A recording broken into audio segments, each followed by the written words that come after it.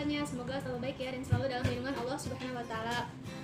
Baik, perkenalkan nama saya Alita Nur Fadila dari Stikes Salsabila Serang, jurusan S1 Farmasi semester 4. Nah, tujuan kali ini saya membuat video itu untuk memenuhi salah satu tugas akhlak mulia yang berjudul tentang pergaulan.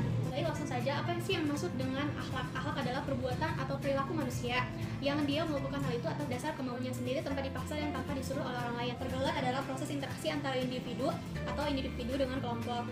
Nah, kemudian saat kita bergaul, tentunya kita harus memiliki akhlak terhadap sesama, yaitu terhadap teman sebaya, teman yang lebih muda maupun teman yang lebih tua. Bagaimana cara kita bergaul dengan teman saya? Yaitu pertama, kita harus menyapa saat kita bertemu dengan mereka. Yang kedua, senyum kala menatap muka. Ketiga, tidak membawa kepada jalan kemaksiatan. Keempat, saling menjaga aib dan perasaan terhadap sesama. Nah, yang kelima itu menghormati segala sifat dan sikap. Oke, saya akan menjelaskan tentang yang pertama dulu ya. Yang pertama itu menyapa saat bertemu. Pada saat kita bertemu teman kita harus menyapanya terlebih dahulu. Nah, yang kedua itu kan senyum kita bertemu dengan mereka. Pada saat kita sudah menyapa mereka, tentu kita masa mau kayak cuek-cuek aja, kayak diem-diem aja tanpa berekspresi. Kita itu harus senyum juga ya kepada dia. Bagaimana dalam hadis, tabassumuka fi wajhi akhika laka sedekah, artinya senyummu di hadapan saudaramu atau sesama muslim adalah bernilai sedekah bagimu. Nah, yang ketiga adalah tidak membawa kepada jalan kemaksiatan. Banyak ketika kita sedang bermain atau ketika kita sedang ngobrol dengan teman atau berbicara dengan teman, jangan sampai kita melakukan hal-hal yang tidak baik. Jadi kita pada saat berkumpul itu ngomonginnya yang positif-positif aja gitu. Jangan sampai ada sesuatu yang merusak pada saat kita ngobrol itu. Contohnya dalam surat Al-Hujurat ayat 12. Yang artinya adalah, hai orang-orang yang beriman, jauhilah kebanyakan prasangka atau kecurigaan, karena apa? Sebagian dari prasangka itu adalah dosa. Dan janganlah mencari-cari keburukan atau kesalahan orang lain. Janganlah kalian menggunjing satu sama lain. Adakah seseorang di antara kamu yang suka memakan daging saudaranya sendiri yang sudah mati? Maka tentulah rasa jijik kepadanya, dan bertakwalah kepada Allah, sesungguhnya Allah Maha Penerima Taubat lagi Maha Penyayang. Pembicaraan orang lain itu benar adanya gitu, makanya kita kalau misalnya ada orang yang ngomongin jangan dulu percaya, itu kan belum tentu benar. Empat itu saling menjaga aib dan perasaan terhadap sesama. Dan kita melakukan keburukan atau mengetahui keburukannya, kita harus menjaga aibnya, jangan disebarkan. Kita harus tahu, kita harus menjaga perasaan mereka, karena pada saat kita menjaga itu adalah hal yang baik. Kalau misalnya kita tidak bisa menjaga, itu akan menyakiti hati mereka. Kita bermain, berkumpul, misalkan ada yang marah-marah aja pada saat kita bertemu, ada yang diam-diam aja, itu udah hal yang wajar ya, karena watak orang itu berbeda-beda, maka kita harus menerimanya. Jangan hal tersebut dijadikan masalah bagi kita. Terus bagaimana etika kita saat bergaul pada saat seseorang berbicara nih, ketika kita sedang berdiskusi atau sedang presentasi di kelas maupun di kampus, ketika teman kita atau saudara-saudara kita sedang berbicara, sedang menjelaskan materi-materinya, ketika pembicaranya itu belum selesai, maka kita tidak boleh memotongnya. Tunggulah sampai pembicaranya itu selesai, baru kita, kalau misalnya ada pertanyaan untuk beliau, maka kita langsung bertanya. Tapi nunggu selesai, jangan sampai kita memotongnya. Terus jika kita melihat keburukan pada teman, jangan diceritakan kepada orang lain. Kenapa?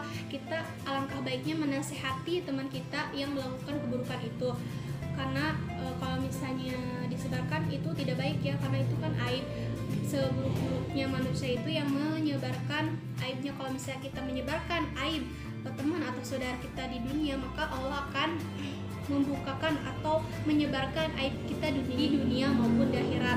Terus kalau misalnya teman kita sudah dinasihati tapi dia tidak bisa menerimanya atau dia tidak mau menerima nasihat-nasihat dari kita, ya sudah, kita biarkan.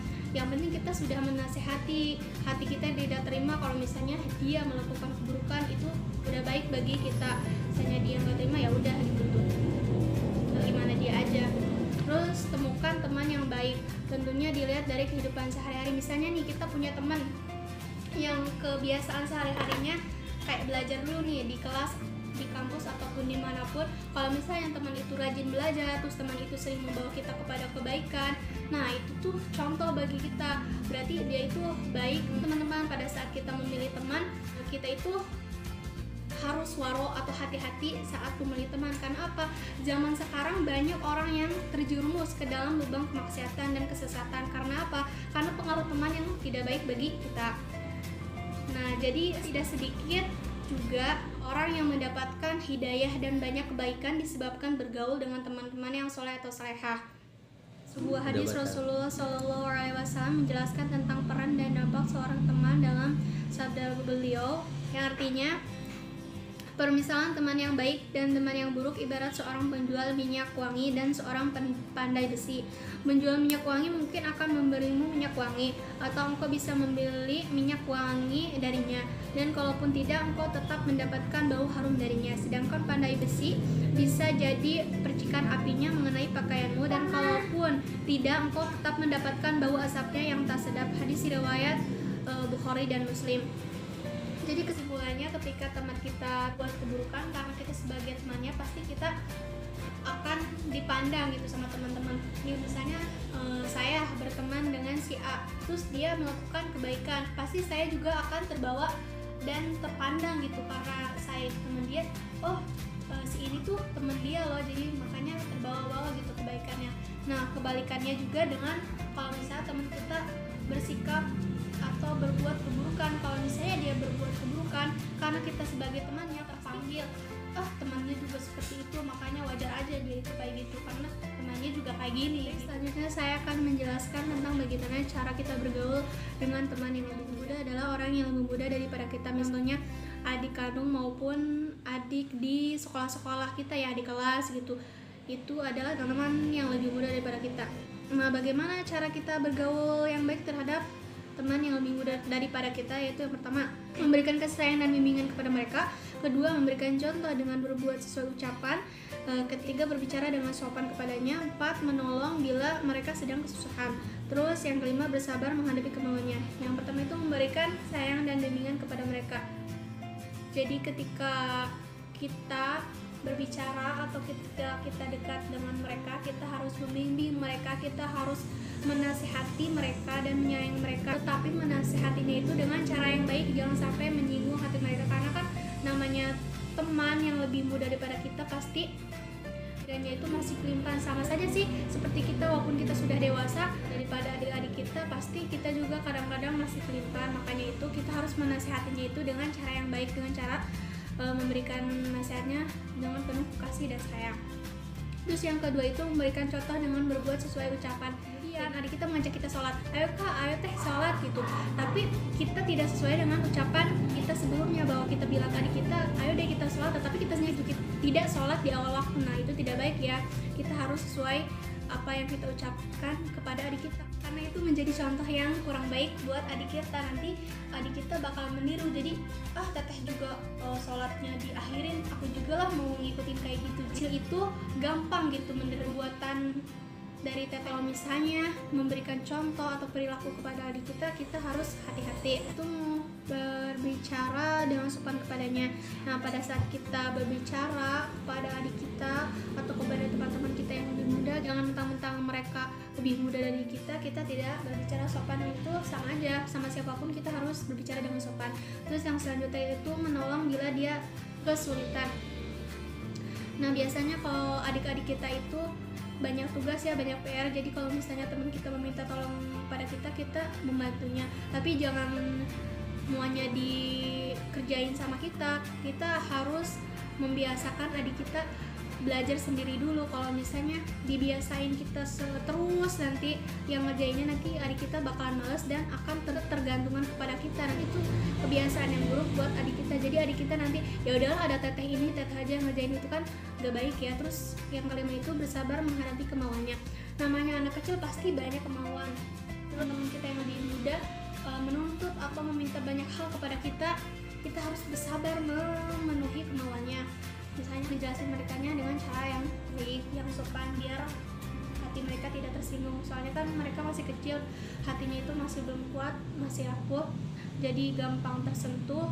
Harus hati-hati gitu dalam berbicaranya. Baik, saya akan menjelaskan bagaimana cara bergaul dengan yang lebih tua. Yang pertama itu menghormati, yang kedua bersikap sopan, yang ketiga bertutur kata halus atau baik, yang keempat berperilaku baik, yang kelima saling membantu. Nah, yang pertama menghormati. Nah, kita sesama manusia harus saling menghormati, saling menghargai apapun pendapat mereka. Ketika mereka memberi nasihat kepada kita, kita harus menghargainya, kita harus menghormatinya sebagai teman yang lebih tua daripada kita. Terus yang kedua itu bersikap sopan. Ketika kita bertemu atau ketika kita bertegur sapa dengannya, kita harus bersikap sopan dan santun. Terus yang ketiga bertutur kata halus dan baik.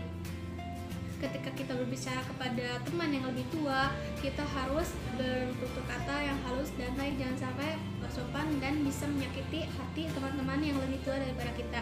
Terus yang keempat berperilaku baik. Kita sebagai lebih muda, kita juga harus berperilaku baik pada teman yang lebih tua. Jangan dusun lah, intinya mah gitu ya kalau misalnya dalam bahasa sehari-hari mah. Terus kalau misalnya yang kelima itu saling membantu. Ketika teman, ketika saudara, baik itu teman yang lebih muda, teman sebaya, atau teman yang lebih tua daripada kita meminta pertolongan atau meminta bantuan kepada kita, ketika kita bisa membantunya. Soalnya kan manusia banyak kebutuhan, nanti pasti kita juga membutuhkan pertolongan dari mereka. Makanya kalau misalnya mereka minta tolong kita membantunya sebisa dan sekuat yang kita. Cukup sekian video yang dapat saya sampaikan. Kurang dan lebihnya saya mohon maaf. Kalau kesalahan itu mutlak datangnya dari diri saya sendiri. Kalau misalnya ada kebaikan atau kebenaran, itu datang semata-mata dari Allah Subhanahu wa Ta'ala. Assalamualaikum warahmatullahi 너를 상상하며 근데 왜 이런 생각을 하면서 너를 추억만 하게 된 건지